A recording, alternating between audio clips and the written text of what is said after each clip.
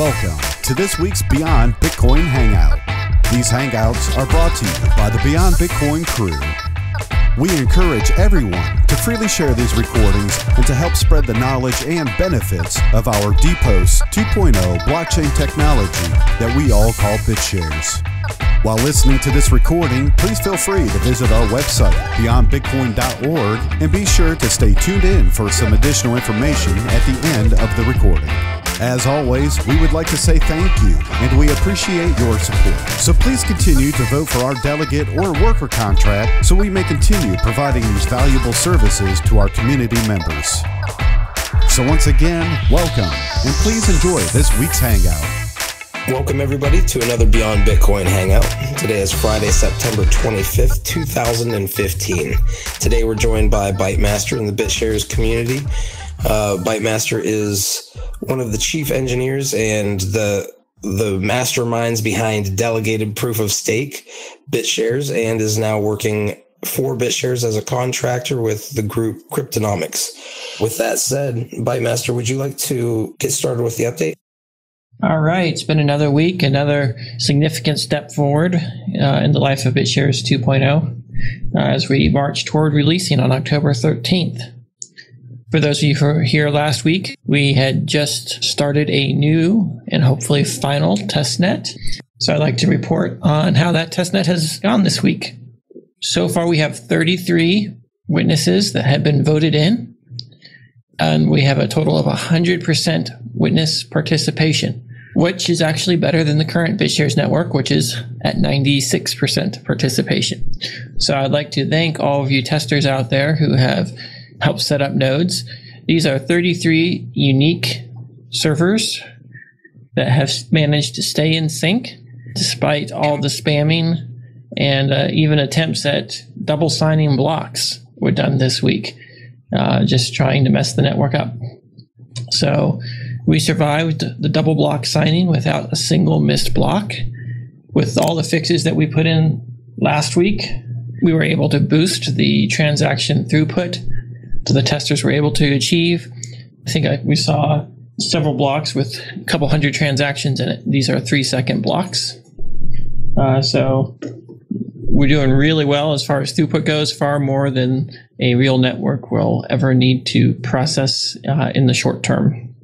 So I am very happy with the results of this test network and am feeling very good about upgrading on October 13th. So if any of you had doubts due to bugs or problems we were having with the networking code in the past month, those issues appear to have been resolved, and we have a relatively stable blockchain that's at least as stable as BitShares. My full witness nodes have basically been running on their own without issue for some days now.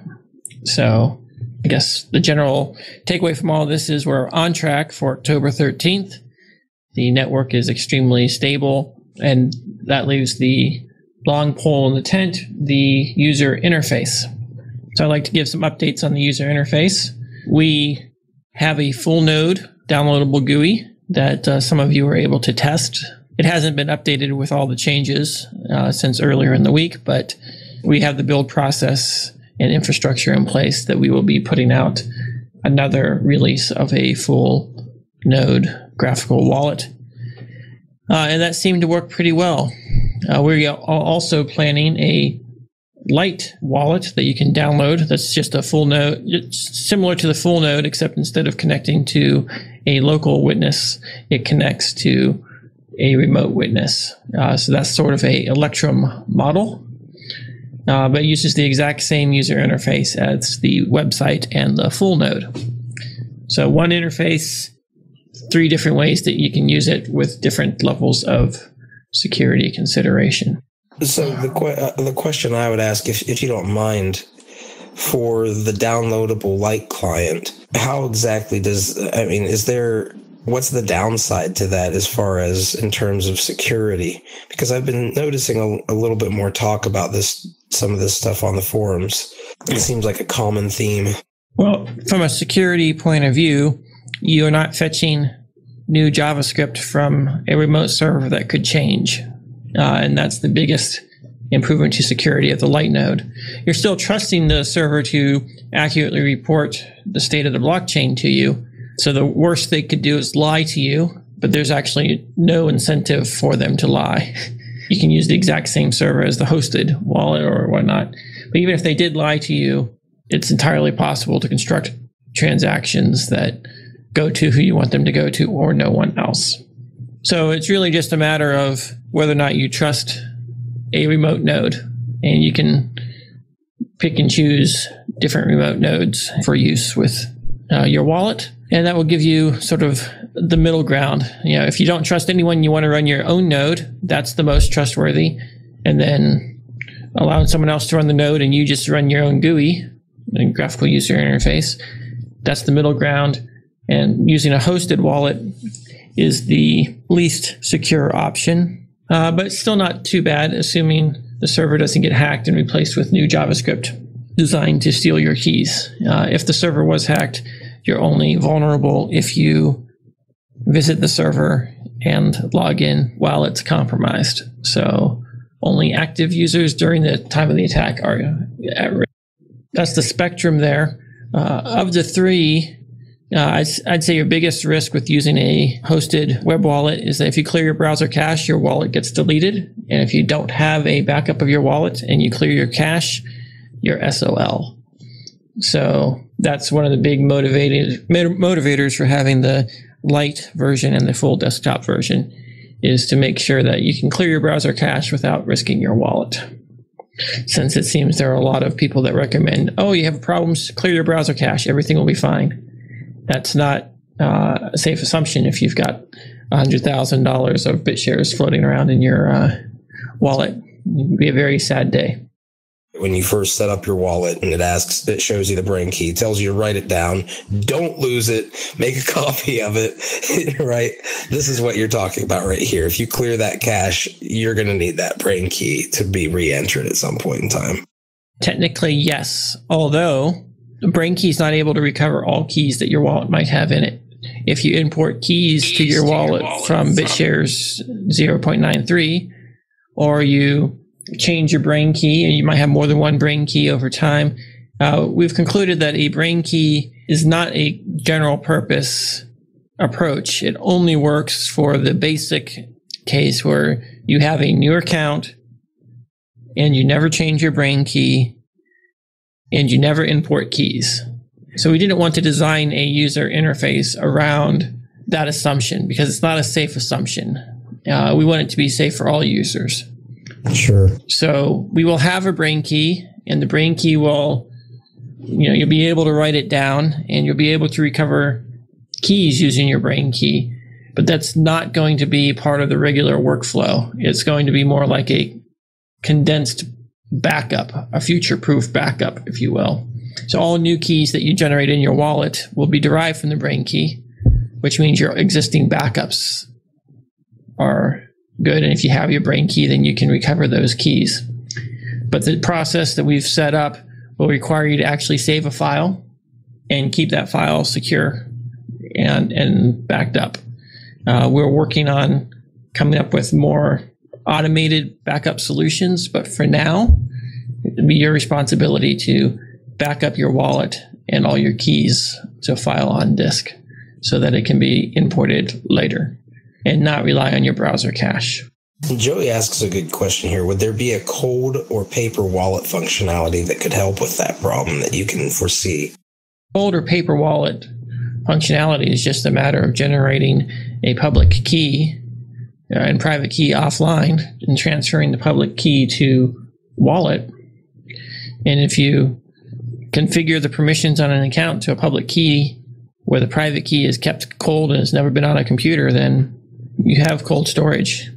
We don't have any tools in place to generate those keys easily for you. You'd have to use one of the command line tools offline.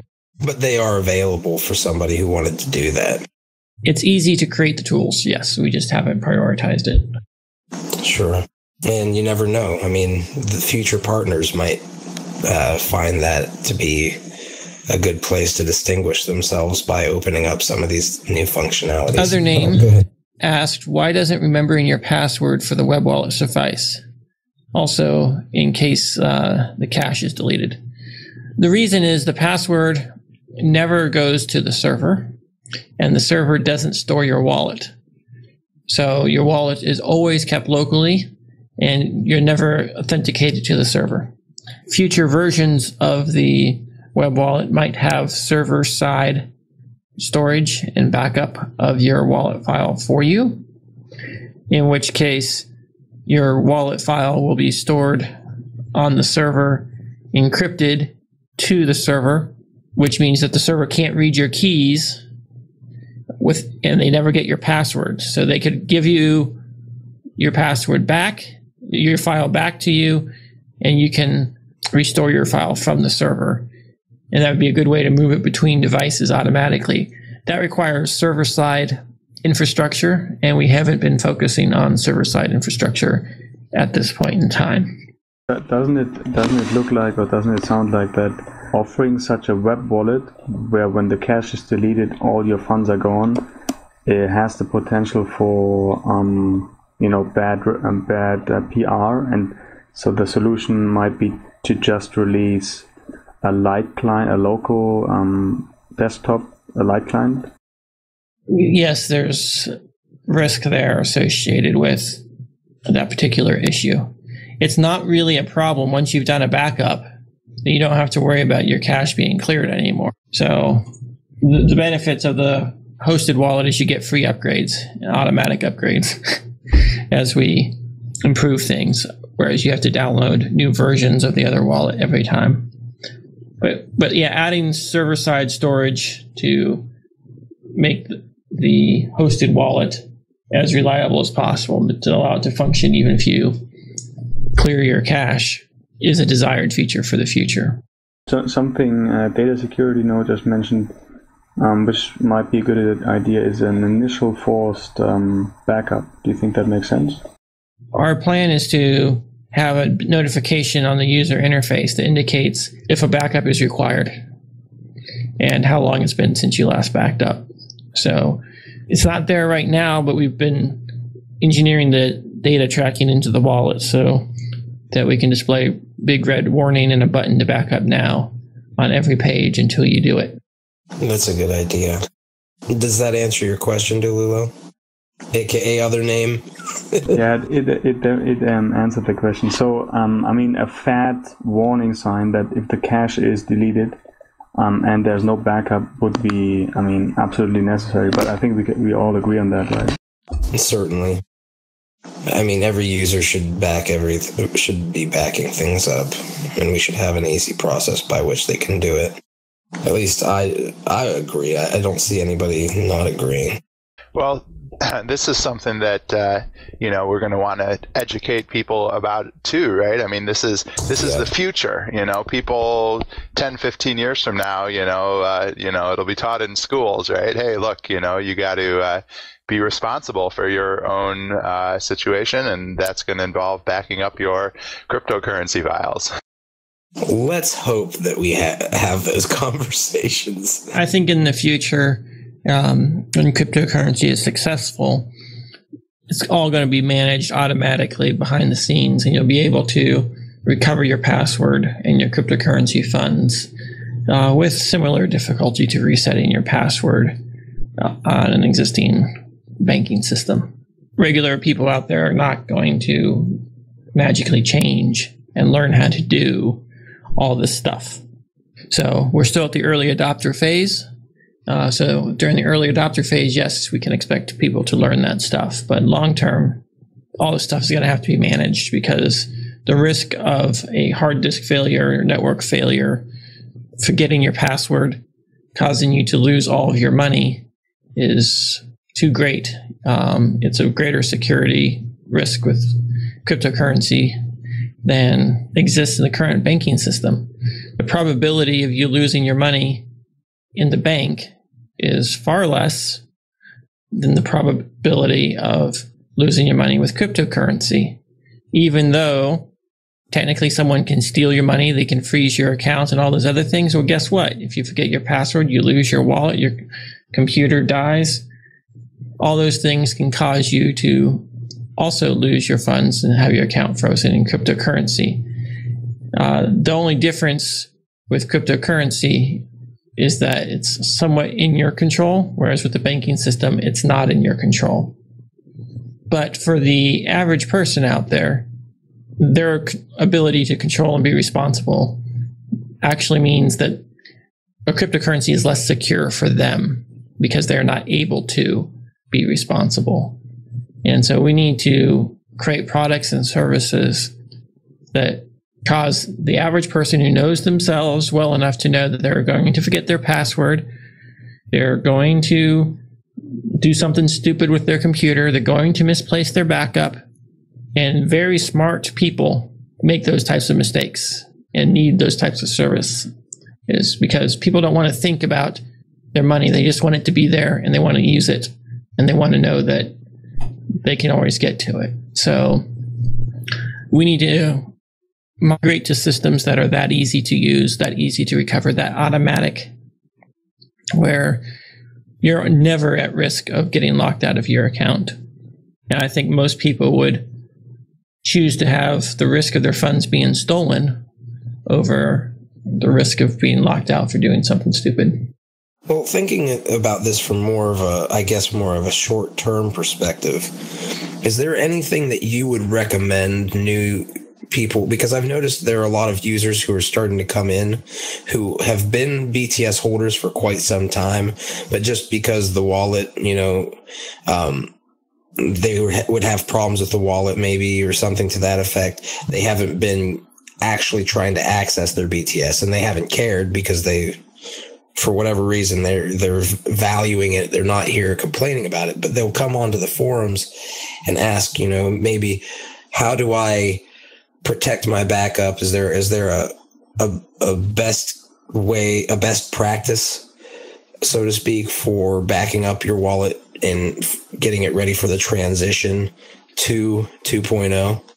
Yes, I've seen lots of people make those types of questions regarding backing up their wallet and transitioning. There was a new release, 0.9.3, this past week. I apologize for the botched release. I uploaded the wrong file. And so people are getting an old 0.4 version. So, yeah, it was a misclick. Yes. So there's 0.93C is out. And when you do it has an updated backup function that exports to a format that's compatible with Graphene and BitShares 2.0. You don't have to do anything with your existing wallet until you want to migrate. When you migrate, you need to download and install 0.93, load up your wallet, export it to a file on disk, and then load that file into Graphene in BitShares 2.0 wallet.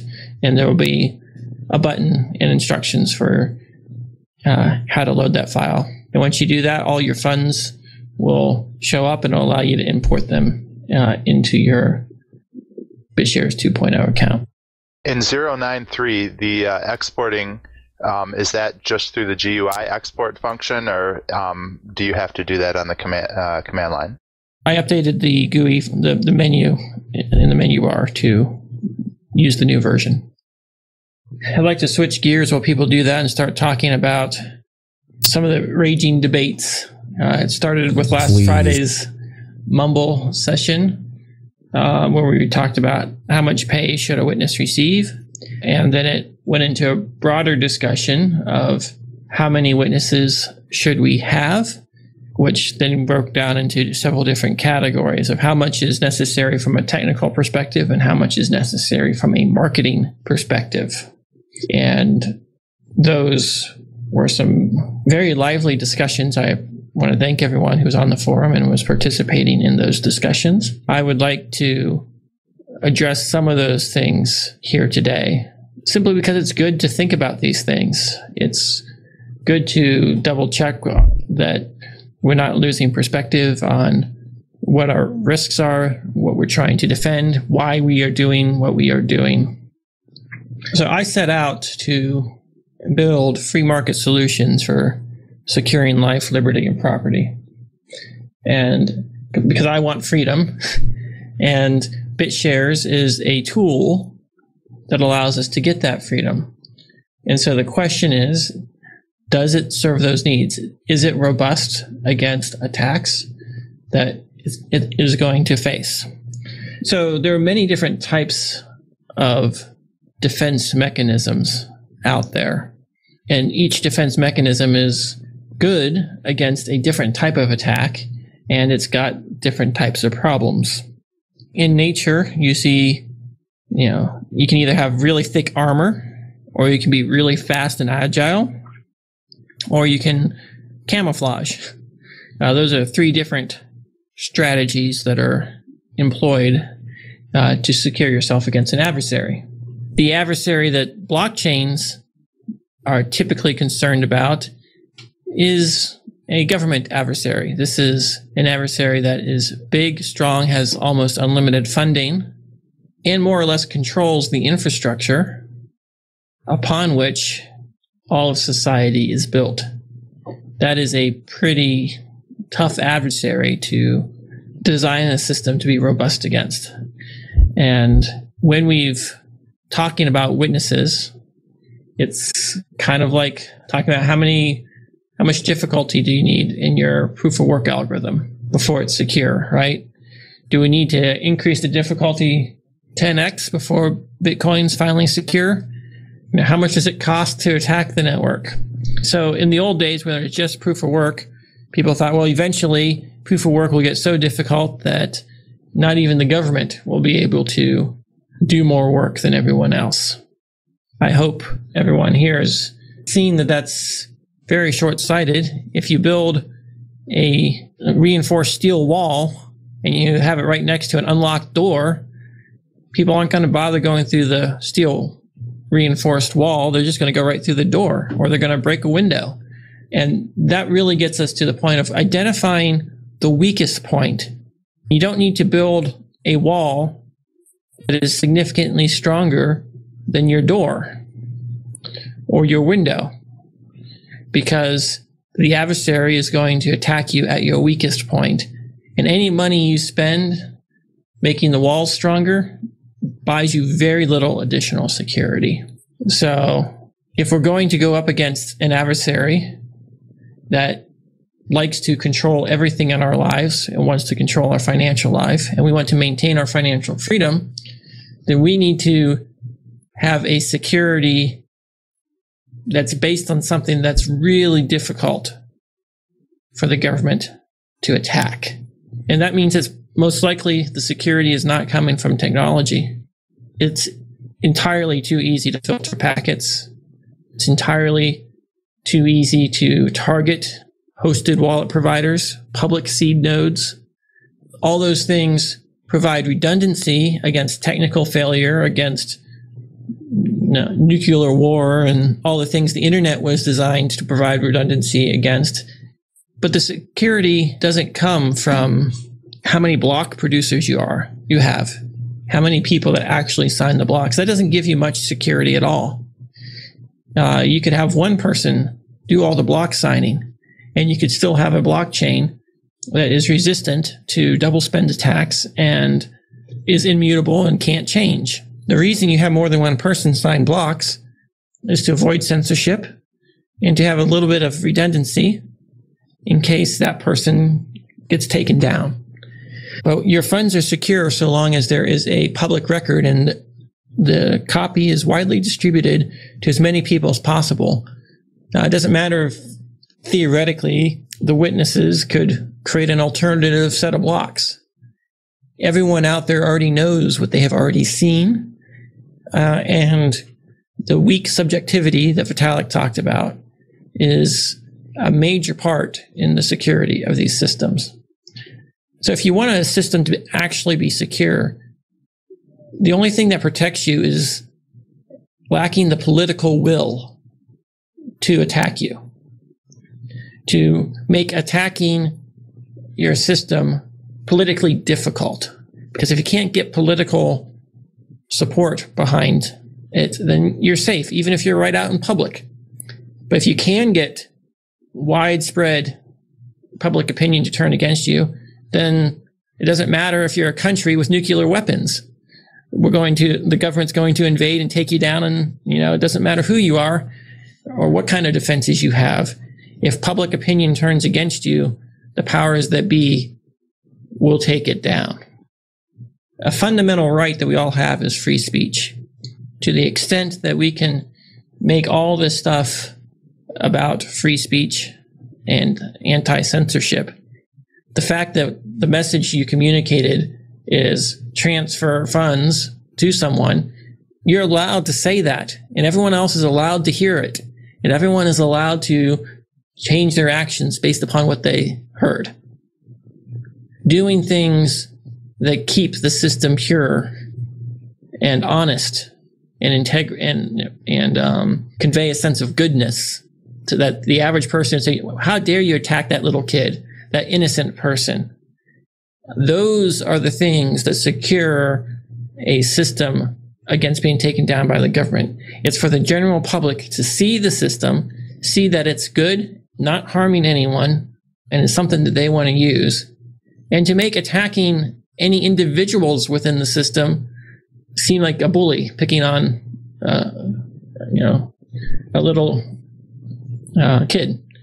So that is ultimately the only defense any technology has against the mob.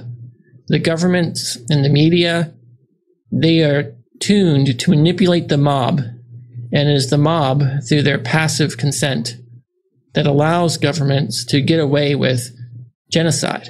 So if we want to design systems, it needs to be something that's difficult to turn the mob against. And the best way to do that is to make it so that the mob depends on and loves your system. It's difficult for the government to shut down Twitter and Facebook or the internet because everyone has come to grow and love and depend on it, and cutting them off of those technologies would cause riots in the streets. Therefore, the political cost of attacking those systems is too high. And that's how it has to be for all decentralized systems.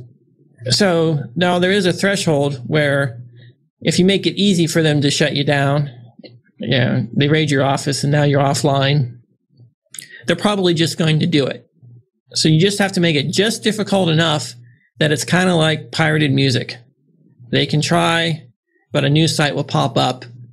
And once they realize that's going to be whack-a-mole, they will stop trying. Or once they realize that you just move to another country and host all your servers in a jurisdiction that's friendly, then they give up.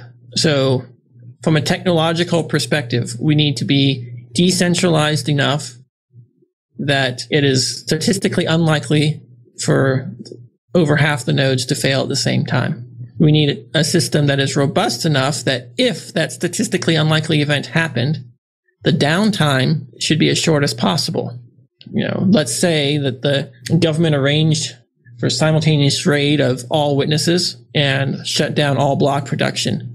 Your funds aren't lost. Everyone still knows what the public record was, and interested parties, stakeholders already know who in the community, and they already have a mechanism of broadcasting transactions and messages and voting. All it takes is for someone in the community to stand up and say, all right, here's the new chain, picking up right where we left off, go.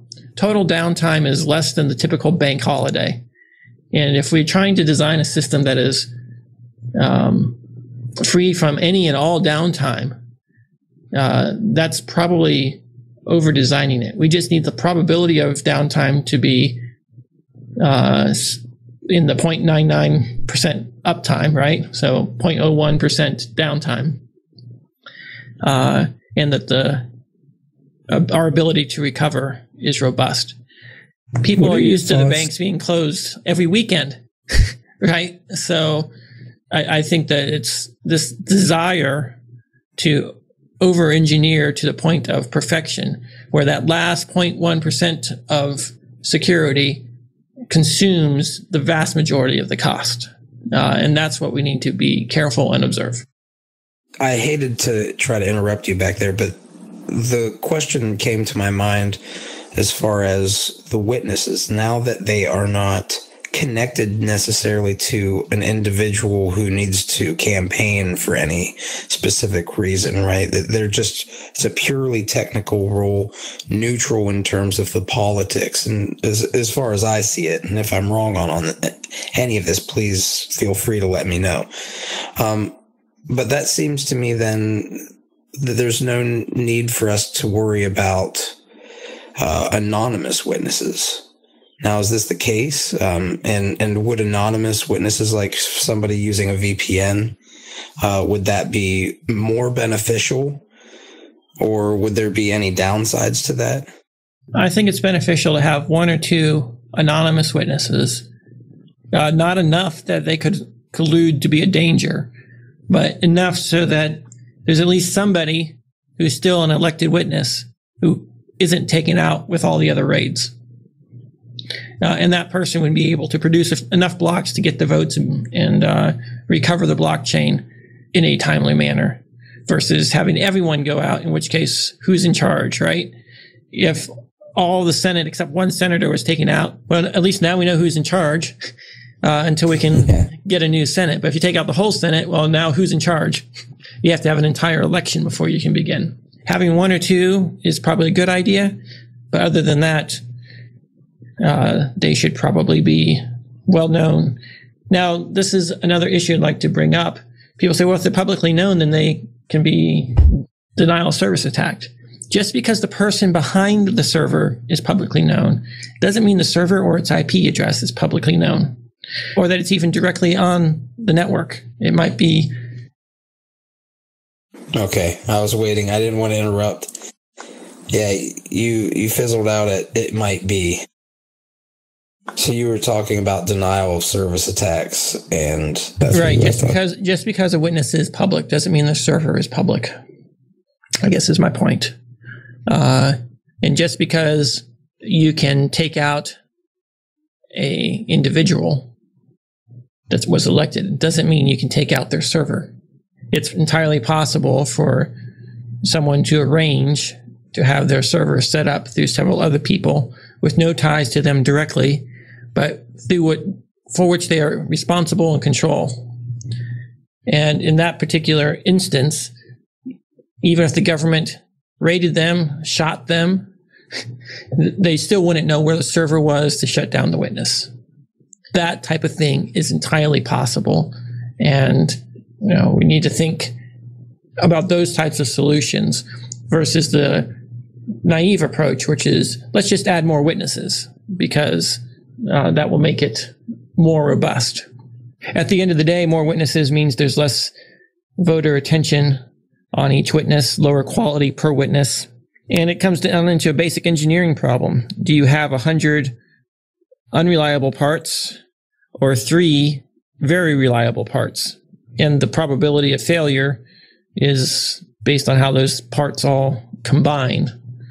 And there's also ability to coordinate and the speed with which you can respond. So I bring up all these points because from a technical perspective, 17 witnesses is more than enough redundancy to prevent against the technical failure. And it's probably sufficient redundancy to protect against even government attacks if the witnesses are located in a handful of different jurisdictions. And that the cost versus risk need to be measured. And people are very, very bad at estimating probabilities. People buy lottery tickets on the mistaken belief that the probability of winning is greater than it actually is.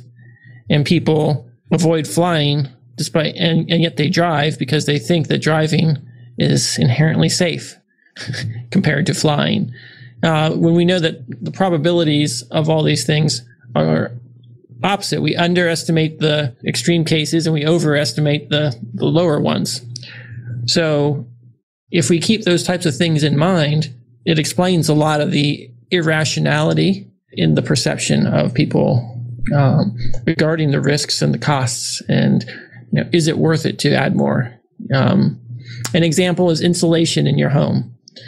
If you have no insulation, you have a very inefficient home and you're losing all this heat. You put in the first little bit of insulation, it makes a huge difference. But eventually, you can spend $1 million adding insulation to your home and it makes no difference whatsoever in the ability of your home to retain heat. And that's the same thing with security. Eventually, there's this point of diminishing return where it's just you're adding costs and getting no benefit. It gets more and more expensive for less and less benefit. And that's what we need to keep in mind in all aspects of the system. And as I say these things, I am not arguing for centralization. I am not arguing to have things controlled. I want a robust system that's going to serve the purpose of securing life, liberty, and property, and not be unnecessarily burdened. And that's where I'm coming from. That's what I'm trying to achieve. And I certainly hope that I'm not losing people who are big fans of decentralization. I am a huge fan of it. But decentralization is a technique, and I don't want to get lost in the technique. I want to stay focused on the why, the goal. Are we achieving the goal? And I think that's what we're trying to do with BitShares, and that's what sets BitShares apart from a lot of other systems. The irony is, to me, as I sit here and pay attention to what's going on and what you're talking about, is during my IT courses, we would talk in terms of project management and IT security and stuff. And this is technology. This is IT stuff, right? So you're basically talking about the risk assessment matrices that they're talking about in classes to IT students, where you have to find that fine line, because you can always overdo security. But the question is it worth it? And there might be some instances where you say, well, in this instance, yeah, because if something happens, it's going to be huge and it's going to be really bad. So we need to make sure that we spend a little extra to make sure that we take care of this. But it's not that big of a deal because, for instance, like you said, like if for some reason transactions stop for a day, that's not something that people are not already used to. And something great about this is if it stops for a day, it's not like a bank holiday where you don't know if you're going to have your funds ever again, right? Which is the current state of things. But real quick here about the best countries in our Rizushi. What are the best countries in the world for both liberty and network speed? I don't know if you've done any research on this, but he asked that question, so I figured I'd bring it up to you before you move on. I'm too swamped with technical stuff to do the research into all the political stuff. I'm kind of stuck in the United States. So I hope someone else will do that research. I would like to bring up another point, though. Just because you have a product that meets all the technical specifications and does all the proper risk-reward trade-offs to maximize the value of the system, doesn't mean that it's necessarily going to be the best-selling thing. And this is what got interesting about the debate, is why do people buy a car with 300 horsepower when the speed limits and reckless driving laws and all those other things mean that you can get by with a car with 120 horsepower and better gas mileage? And those types of irrational feel-good value is something that we should contemplate, because that impacts how well we market something. And a lot of companies do things with their products that have no technical benefit, but they cause the product to sell better.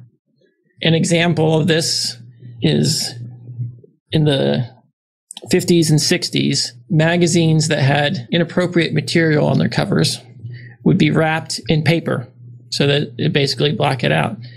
And some companies realized that they could sell more of a legitimate magazine that didn't have that type of stuff if they wrapped their own magazine in that paper. That paper wasn't providing any purpose other than seem like it was forbidden, and therefore it drove interest and drove sales. there are other cases, I'm sure, of situations where companies do stuff that even has a negative impact on performance simply because it sells better.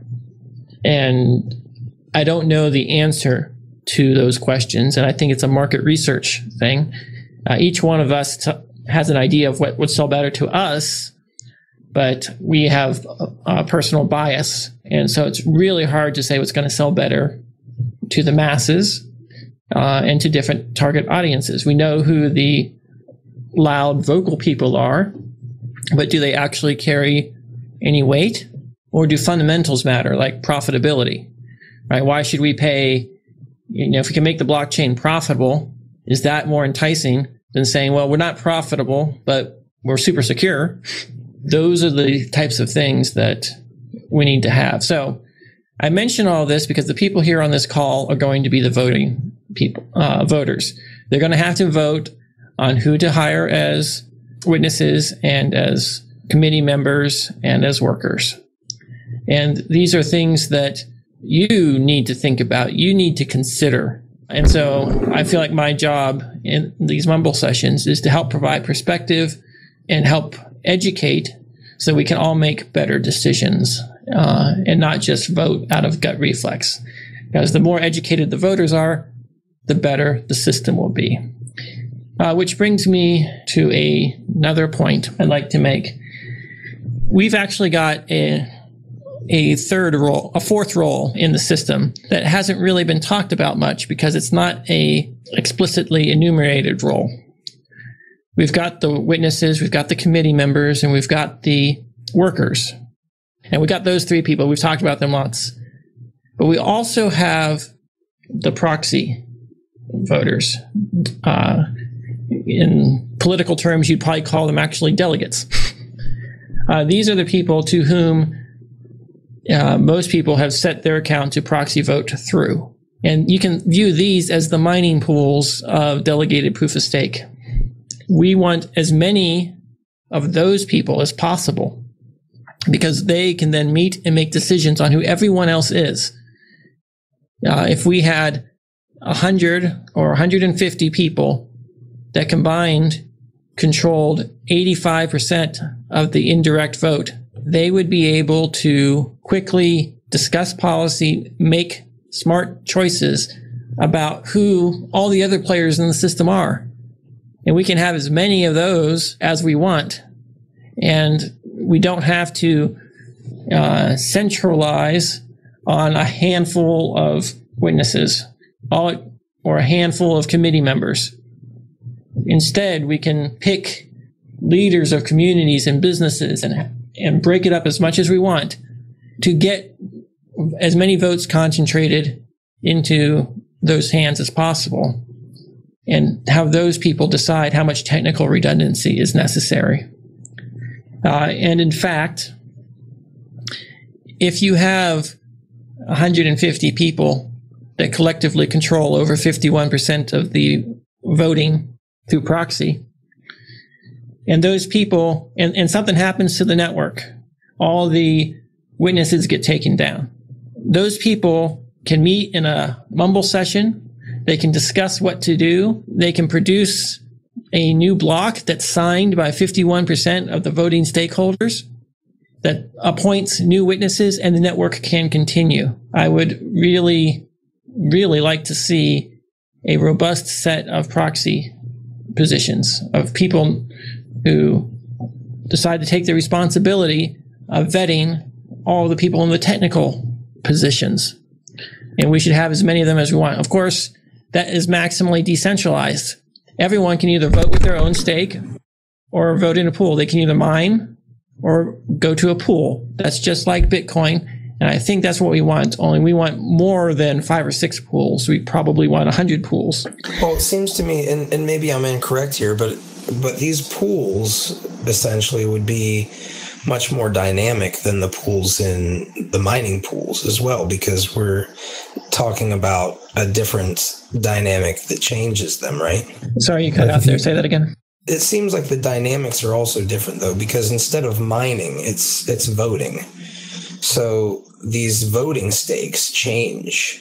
can change quickly on a dime, whereas I don't see mining pools doing that as easily. Mining pools, people say, well, you can if all the mining pools get shut down, then someone else will just start one up.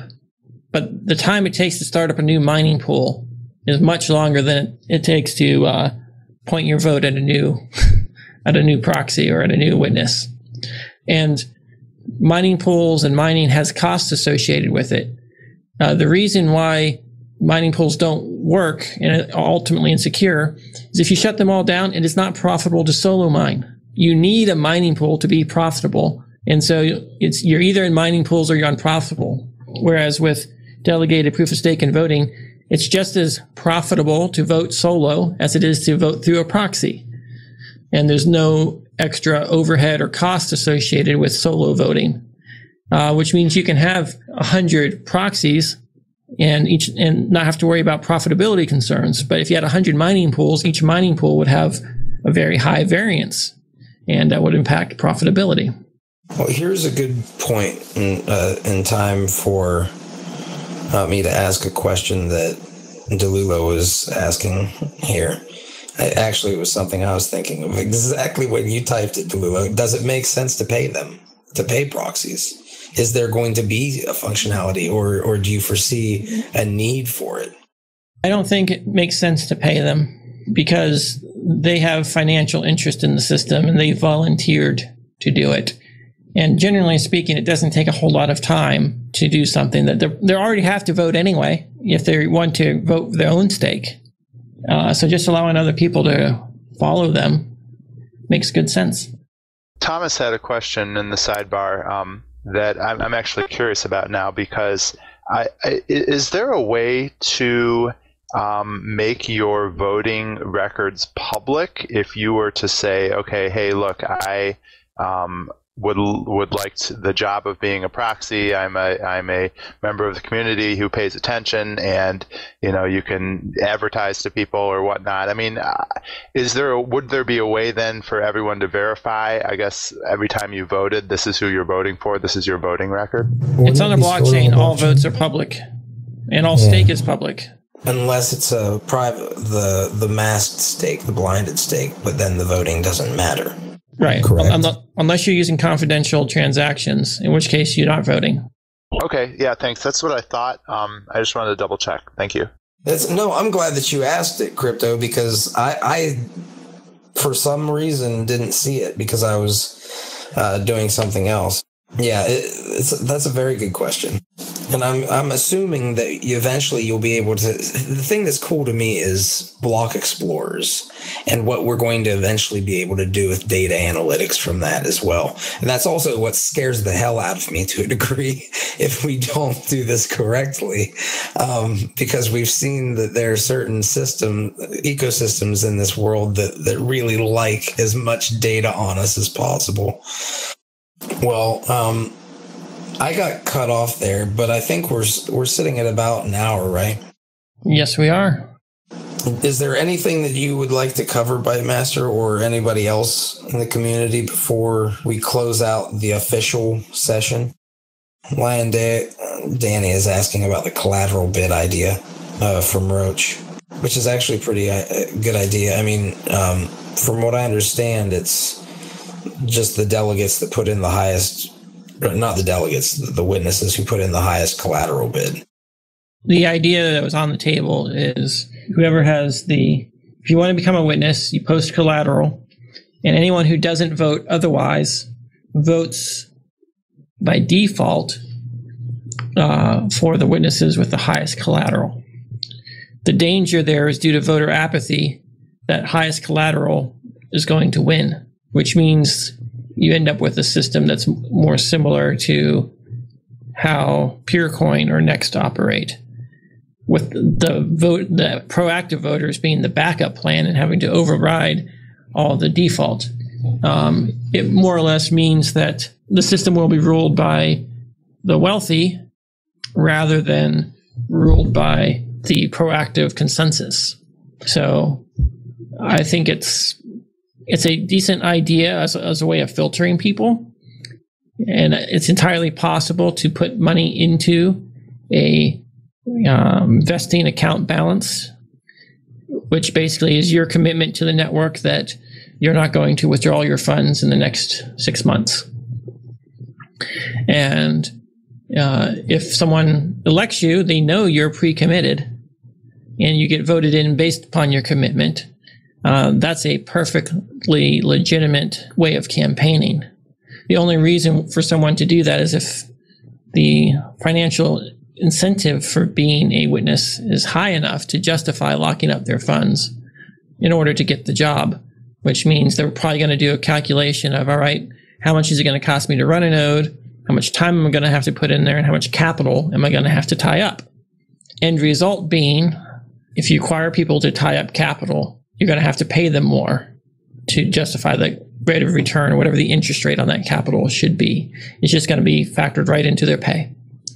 So you're adding a cost to being a witness. It doesn't necessarily give you any additional security because the people that are voting for them should already be vetting. And we have a lot of witnesses right now that are very technically competent, very honest, but who don't have a lot of money. And most whales, they don't want to run a witness. So the assumption that those with money want to do the dirty work of running a witness, I think, is a fallacy. And it's a mistake that is made by a lot of the other proof of stake coins. And that's the beauty of delegated proof of stake, is you can have a wealthy person back you with their vote, and then you can do the job. And so that's getting someone to vote for you is putting something as collateral. The only difference is you don't have anything to lose other than the vote, other than your income stream, and other than your reputation. And I think this is a really good point. I think people undervalue reputation and the importance of it. And if you elect people that actually value their reputation and have a career in a public face and companies that they won't be able to do future business if they harm the network and earn a bad rep, that reputation is on the line when they're doing this job. And it's going to follow them around the rest of their life. That is worth far more than any collateral you could ask them to put up. Definitely. He brings up some really good points. Roach brings up some really good points on the forums, I've noticed, and he really understands delegated proof of stake. And reading through that thread, hadn't even thought of the point that you're making. Reputation really does matter. And I guess we're entering into this new society where reputation is going to be, in a sense, a currency, which is probably a good thing. Meritocracy, yes, crypto. That is the exact word. All right, one last question from Tuck. He asks, what's the difference between a bridge function and atomic cross-chain transactions? A bridge means that there is a moment in time in which the bridge could rip you off. Atomic cross-chain trading says there is no moment in time in which you can get ripped off. And this is sort of getting back to how secure do you need to be? The probability of any particular exchange getting hacked or going down within a given minute is very, very small.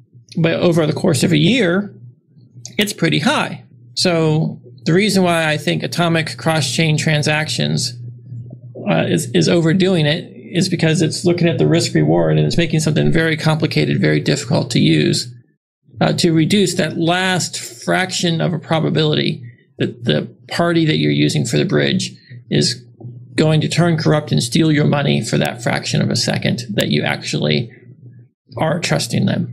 So a bridge, you send them the money and they send you something else. There's no outstanding debt. It's a real quick transaction. It's sort of like the time between you handing the cashier their dollar and them handing you the drink, right? There's a moment of time where they have the dollar and you don't have the drink, but are you worried about them stealing from you for that moment of time? No. But if you mailed someone cash and it took a day, the risks are higher. So that's why I think bridges are a better value than atomic cross-chain transactions, because atomic cross-chain transactions have a very high cost to reduce a very small risk. And 90% of the risk is mitigated simply by reducing your period of exposure to minutes rather than hours or days or months.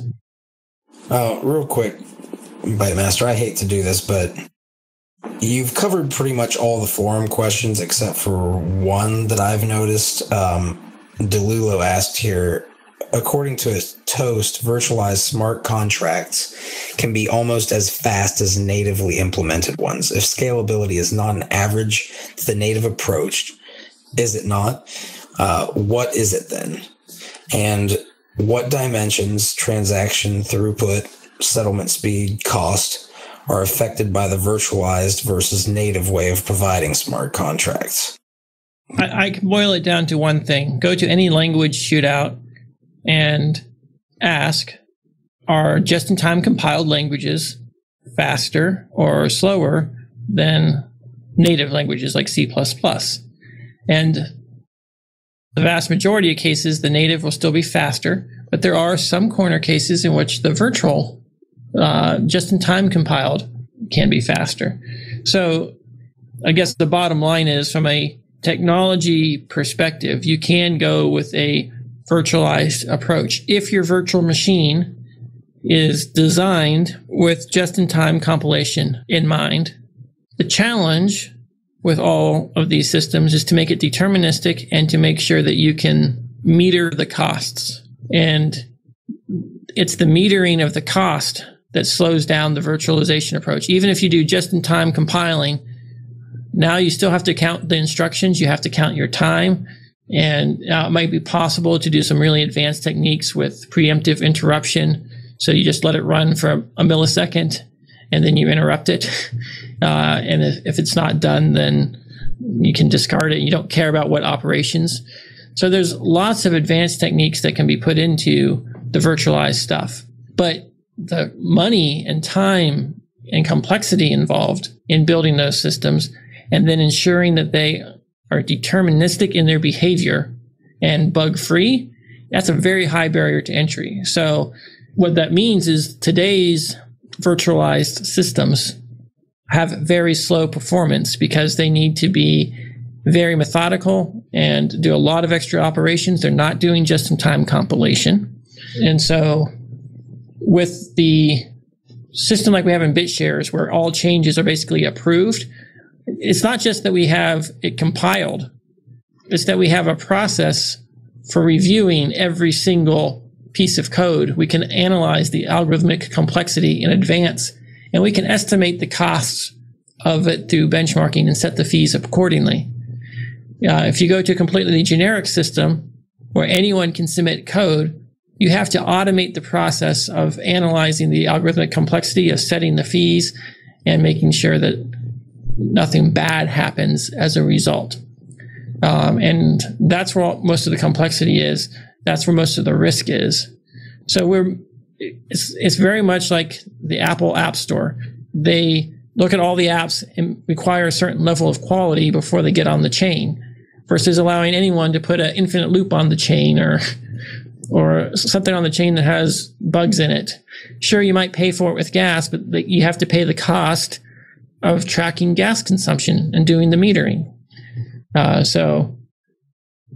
guess my short answer is that in theory, just-in-time compiled can be just as fast as native, but there's extra overhead associated with metering these systems and securing these systems and preventing abuse in these systems that slows them down. So I guess that's my answer there. Okay, great. So can I just try to rephrase what you said so I make sure I understood it? So the one argument you made was metering the cost, and by that I think I understand that you say that it means so the transaction costs have to be paid by someone, and there has to be a mechanism to measure how resource intensive all the different operations are, so that the resources consumed by the operations are also according to the costs paid in the end by the consumers or by the end users. Is that what you mean by metering? Yes. You have to make sure that no one can consume more resources than they have paid for. Right. Okay. And then the other argument you made is that it has to be made sure that it is deterministic, and that means that. So as I understood it, is deterministic means that it is clear what the code is doing. It just means that given the same inputs, it should always produce the same outputs. Right. So in the negative consequence of it not being deterministic, it could result in things that could be sort of catastrophic, like losing funds or a contract not doing allocating funds differently as it should and randomly, sort of. Is that?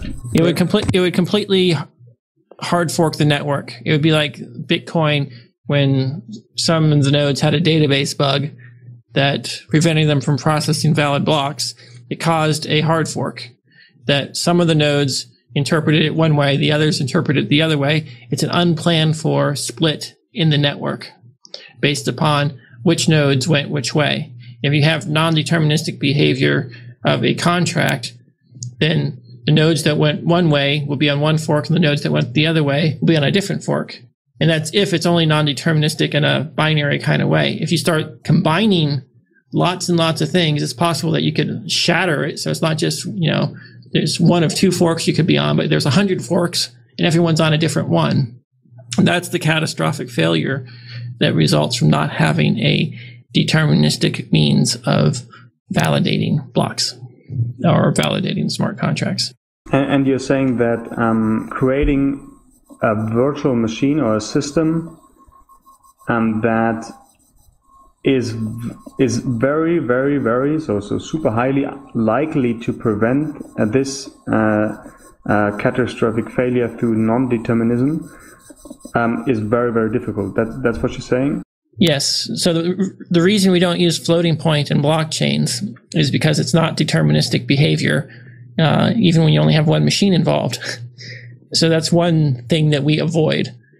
When you create a virtual machine, you're defining everything in terms of integer operations and if statements, which we know will be deterministically evaluated. The more complexity you put into the system, something as stupid as an uninitialized variable that is 99.9% of the time zero, but sometimes not, can cause a break in consensus. So my point here is that complexity creates more opportunities for non-determinism.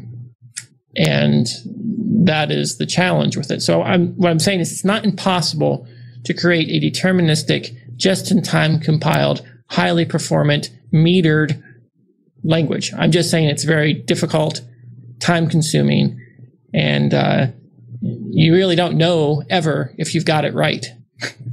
Okay, great. That was very important to me. Thanks. Okay, guys.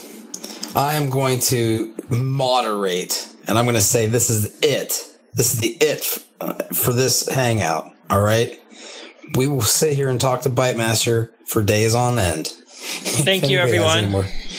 I'll see you all next week, and I appreciate everyone that shows up. It looks like another record attendance. It's getting fun distributing. I just want to leave on a final note of reminding everyone that the testnet was extremely successful.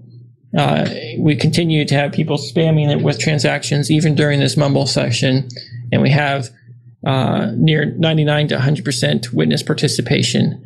I am feeling very, very comfortable about our ability to upgrade on October 13th. The user interface, of course, is we're targeting to be just better than BitShares 9.3. Not all the features are going to be there, but they can be rolled out in the user interface without hard forking relatively quickly, because the interface is evolving faster and better than before.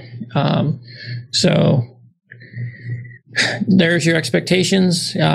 We're still on track for October 13th, and I don't anticipate any need to postpone that date at this time. So thank you very much.